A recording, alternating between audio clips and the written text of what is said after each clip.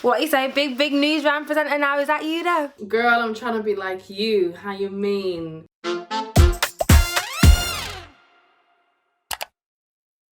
So tell me, what does your job as a news presenter entail? It's a mix of things really. I'd say one of the most important things is being able to find stories and think of stories as well. So it's not necessarily finding people that already have stuff going on, it's thinking of different scenarios in your head of situations that could be happening with people, and then finding the people that it's happening to and telling their stories. Another responsibility is being creative as well, always thinking of ideas. So having something that you can do, and you have to think when it comes to news anyway, a lot of stuff is being done already, so it's thinking of different ways you can put a spin on something. And then it's presenting bulletins, so it's being able to read off of auto cues to help write scripts, to be able to read the scripts and like respond to news that comes out, like breaking news. Why did you decide to become involved in news? Because news is real and it's facts, and that's an important thing for me, and it's sharing what's happening that's real. You know, when you hear about something that's happening and basically first thing you'll do is find out, get to the facts of it, and that's what news is about. It's someone that's not gonna tell you the fabricated story, or not tell you this person's side and that person's side, and the truth is just the truth. And so a big thing for me is being a part of the people that can tell the truth, because I'm a big advocate for equality and inclusion. I feel like sometimes the news isn't necessarily equal for everyone, and so I really wanted to be a part of it so I can help to tell other people's stories that are accurate. When did you make a start on your career? So I've always been interested in, let's say, the entertainment industry. So years ago I used to do like tap dancing and ballet and acro and acting and things like that. And then when I got into work, I was just doing a recruitment job. But then on my spare time, I had a radio show, I had a podcast as well, and I'd host events. So that side was always there, and I do a lot of writing. So I write poetry. I used to write poetry back then. I used to write for blogs as well, blogs for different people's companies, entertainment blogs. I had a princess hire company that I was running while I was doing an apprenticeship to go out to children's birthday parties, and I would do it as well. I was Princess Kapanga. And then I applied for work experience at the BBC in Coventry and Warwickshire. I applied for them 1,000,001 times, and I got it. So I got 2 weeks. So I took 2 weeks off work, did the 2 weeks of work experience. Then at the end of that, they said, oh, would you mind doing like 1 day a week? And I was like, yes, please. So I took it, ran with it. And so I did every Saturday. So I was working 5 days at my normal job. Then I'd work on a Saturday with Coventry and Warwickshire, BBC Coventry Warwickshire for the radio, doing reporting, and a little bit of like assistant producing as well. So it was a really lovely team there. And then after that, like, they started to give me a little bit more shifts and more hours, and it was like, it came up to summertime, they was like, look, we can have you working here throughout the whole of the summer. What are you gonna do? And so I was like, I'm gonna leave my job. So I handed in my notice, left my job to become freelance for BBC Coventry and Warwickshire. And then after freelancing there for a couple of months, I was then offered a contract to work at BBC WM, which is for West Midlands, that's based in Birmingham. So I took that contract there, but then I was still working in Coventry. And then after that was doing radio production again. And then I started doing radio production over at N.Y.A.G as well. And then after then, I went for this position at Newsround, and I got it. So that's how I'm here. So what would you say are the top 3 skills that you need to become a news presenter?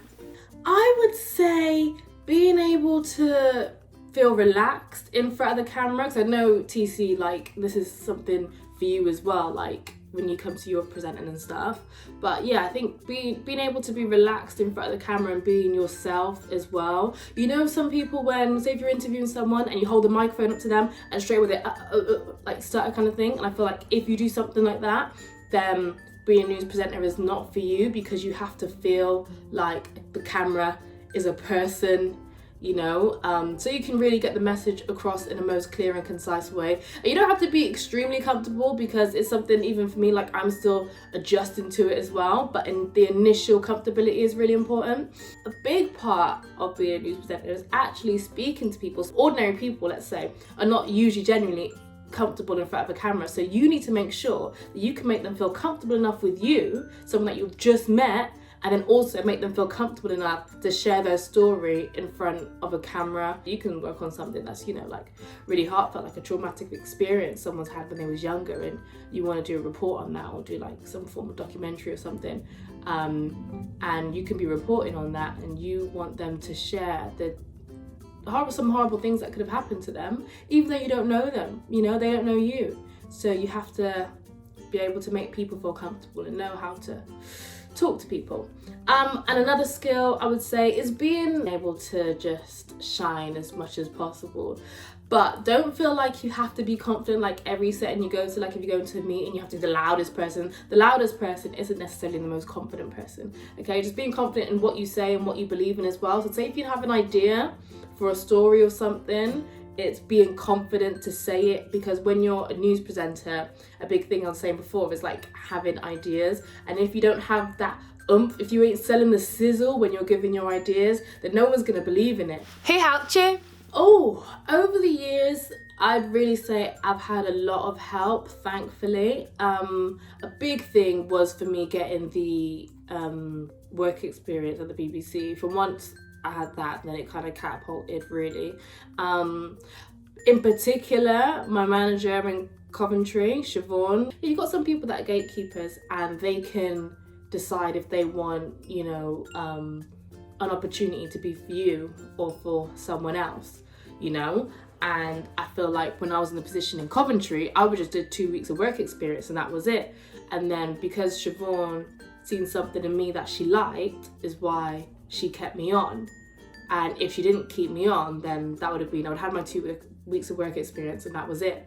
I was actually planning to go to uni, because I was really wanting to make it in radio industry initially, and then I applied to go to uni in London, so that was all set up for me to go. So I was like, look, I've been trying for years and years and years, nothing's happening, so let me just go to uni, get a degree, and then try to apply for jobs after, you know. So that was my plan. And then once, you know, she offered me the 1 day a week, and then that built up into, you know, eventually having a contract, then it was like, okay, like I didn't need to go uni anymore, because I knew that if I was going to go uni, I'd just be coming back to apply for the same job. And then I'd also say throughout the years as well, just having the people that have like had me to host their events, but to be honest, they never really paid me anyway, so I know I'm thanking them, because I was working for free.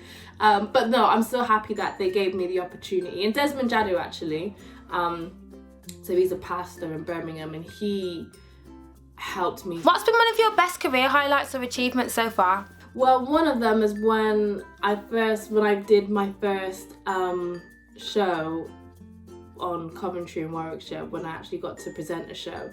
So I was asked to be a cover presenter. So Siobhan asked me to be a cover presenter for one of the shows I used to work on, the C Word. And then when Letitia was on holiday, then I got to present it, and that was huge for me. Like I was so, when I say gassed, I was gassed. I was on cloud 9, like new number, who dis? So that was a big moment for me. And then having this opportunity as well, like it's new, it's brand new for me, and it's really humbling, and I really appreciate the fact that I get to, you know, be in this position now. That's something that I've dreamed of for years. Something that I've really wanted, to be able to be here now and be like, yeah, I'm doing it, you know. So it kind of feels a bit surreal. What would you say has been one of the biggest challenges for you so far during your career, and what did you learn?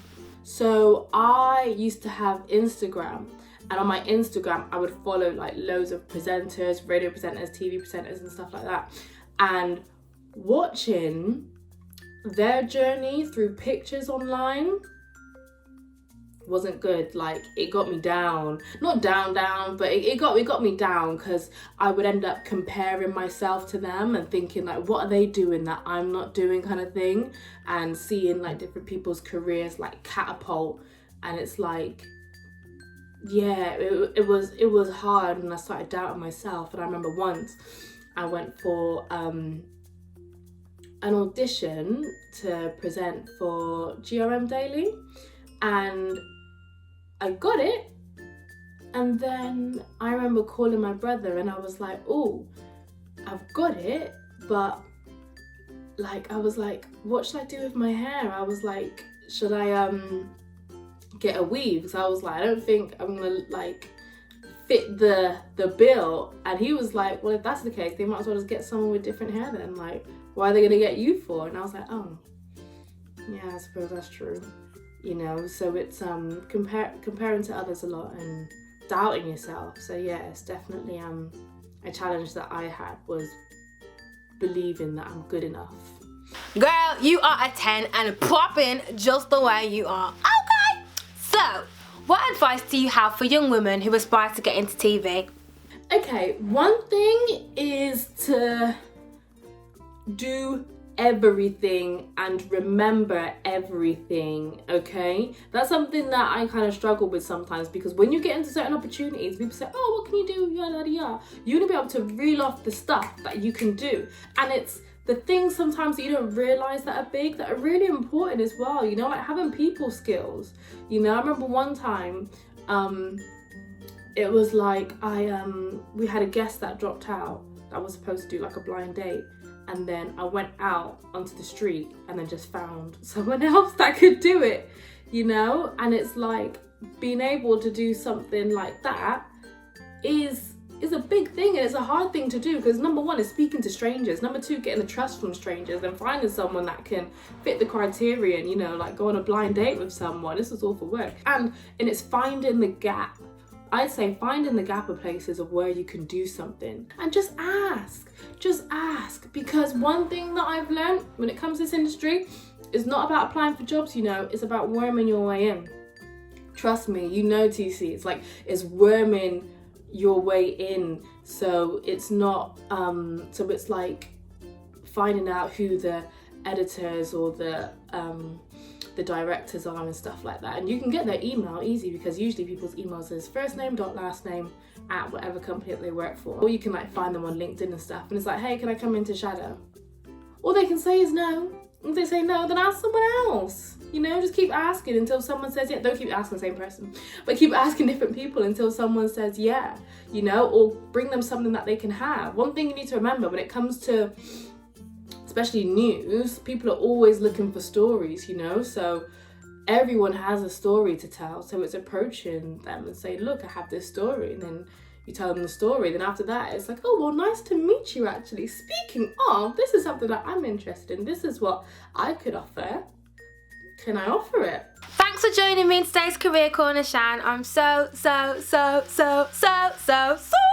proud of you. Thank you for having me. Listen, when you asked me, I was like, oh, I will be honored. I feel appreciated. Yes, of course. So yeah, anytime. And you know, you need to keep doing you as well. Like, Not Your Average Girl is definitely, like, I remember when it was Schoolgirl Online, and I used to read Schoolgirl, and that was something that definitely helped me throughout my journey as well, because it's being able to have it, things like this, when you can see other people that have been in your exact same position and, you know, make it to where they want to go. So yeah, I think what you're doing is absolutely brilliant. Keep it up. Don't stop. Don't stop. Okay, please don't let me cry. But yes, I will, girl. You too. Take care. Bye. But thank you, love. All right. See you later. Bye.